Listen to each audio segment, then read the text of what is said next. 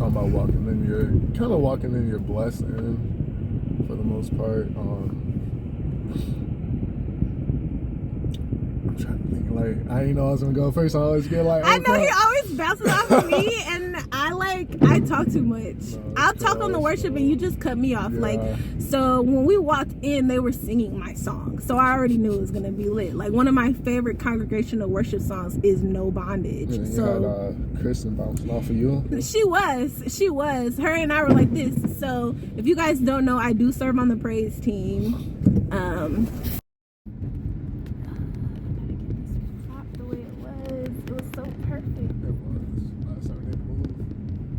I might just be like this. Yeah, because we're going uphill. Oh, anyway, yeah. Chris, go ahead and tell us what you got out the service. So basically, it was kind of walking in your purpose type deal. That's what I got out of it. Honestly, like don't let basically not life, but like don't let negative stuff interfere with like your purpose. Like in your mind, like you always get that like, oh, maybe I shouldn't do this. That's all a good that point good too. Stuff, you know? Mm-hmm. So like just kind of he's basically saying like follow your heart, follow your spirit. Like your spirit is gonna lead you in the right path, even though like like sometimes it's like, I mean, well you're like you do stuff that you're not supposed to be doing. And like you can feel it, like yeah. I mean, like for me, I can definitely feel it, like when I'm like not doing stuff right, and then like basically like your voice, like not your voice, but like your words. That's not your words are strong. That came up. Like for me, like when he was talking, it was kind of crazy because like I mean, if you watch it, you'll see.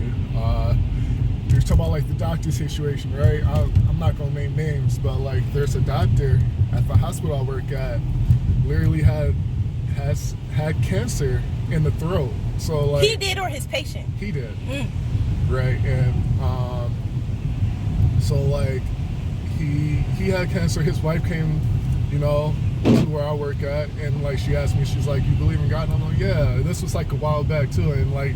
When he was talking about it, really made me think about this because, like, she's like, "You're gonna pray with me for, her husband." I'm like, "Yeah, no doubt, I'll pray." And when two God gather together, God is there. Right. So then we like held hands, whatever, we prayed, and then recently, last week, I wasn't saying this week, but it was last week. There's no more cancer. Like, and then even the other doctor was like surprised. Like we was like, oh, you know what I'm saying? So like, and the crazy thing is like he didn't have it for a long time either. So like, I don't know what stage it was in. I think it might have been like kind of high, but like it's gone, like completely gone. Wow. Now, so like that's kind of dope. That's amazing. And you didn't even tell me about that. No, I didn't tell you about that. No, and like he's starting back up. I think probably next week. I think his wife said they say he can come back if he wants to come back if he wants to work. But like he's one. So he's so recovered. He's ready to work now. Exactly. Wow, and that's God at work, like literally in our lives. And I'm glad you touched on the speaking piece, because one thing Pastor said that was huge was yep. We're literally just looking for food. We're in Novi. We're looking for food. The power of the tongue. So out of all of the creatures and the beings and the animals that God created, we humans are the only ones that can speak. And the actual act of speaking is a God characteristic. There's no other being that can speak. And so that's one thing. And the second thing is, and he said it so eloquently, but our words aren't just like meaningless sounds. He said it better than that. But they're vessels for power. So when you say something, and he gave examples of famous people, Elvis Presley, who said, "I'm not gonna make it past, I'm gonna die in my 40s," is what he said. And he died at 42.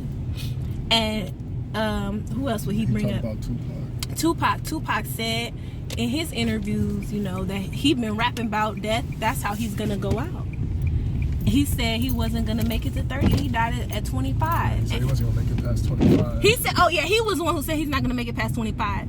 And then Pastor gave a personal example about his brother and men in his family who died young. And just, his brother is older than 30 now because he's a year older than Pastor, and Pastor John is like 42, 43. So his brother used to say the same type of things, and his father told him, like, do not say that.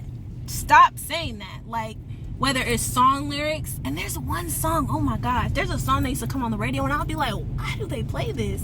I know you're talking about by Juice WRLD. Yes, and it literally just repeats death. And like, when he was talking about songs, he talked about Big D energy. He literally read off a stanza. Like, that's what she's saying. So we just wanted to come at y'all with that and just let you guys know this week's word was amazing. And I'm going to be more careful with my words. And we encourage you guys to use your words for life.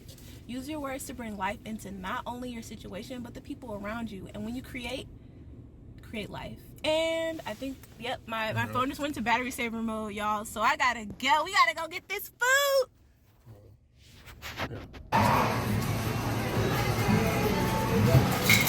I mean, it's louder than black. You're funny.